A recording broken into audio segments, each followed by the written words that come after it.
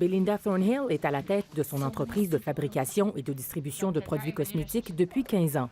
En 2016, le Réseau des femmes d'affaires du Québec l'a encouragée à offrir ses services de fournisseur de produits d'épilation à la chaîne Uniprix. Résultat, Uniprix est devenu son plus gros client. Cette belle opportunité pourrait pas être là si j'ai pas pris la conseil de Mme Ruth Vachon. Des histoires comme celle de Belinda Thornhill, Ruth Vachon du réseau en veut plus.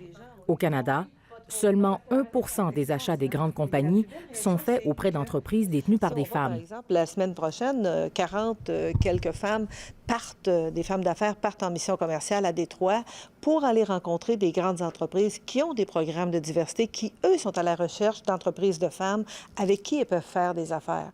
Aux États-Unis, ces entreprises reçoivent des incitatifs fiscaux lorsque 5 de leurs fournisseurs sont issus de la diversité, incluant les femmes. Depuis 2011, le réseau fait des représentations auprès d'entreprises canadiennes pour qu'elles emboîtent le pas aux Américains.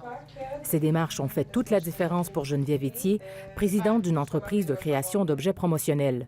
Les corporations vont faire affaire avec 3 fournisseurs et vont prendre un 4e qui va être une entreprise à propriété féminine, par exemple, pour leur donner une chance de soumissionner. Et pour nous, c'est vraiment là où est-ce qu'on a la chance d'aller leur démontrer notre créativité et d'aller gagner les contrats. En moins de 2 ans, la valeur de ces contrats est passée de 100 000 à plus d'1,5 million et elle a ouvert un bureau à Toronto. Les femmes ont dit que 80 de leurs revenus, ils réinvestissent très, très près dans leur communauté. Alors, quand tu investis dans une femme, tu investis aussi dans ton économie. Vous pouvez voir. Aujourd'hui, Belinda Thornhill vise des contrats avec d'autres pharmacies québécoises, canadiennes et même américaines. Tout est possible. Et pourquoi pas moi? Des exemples qui pourraient donner espoir à d'autres. Ici Valérie Michaëla Bain, Radio-Canada, Montréal.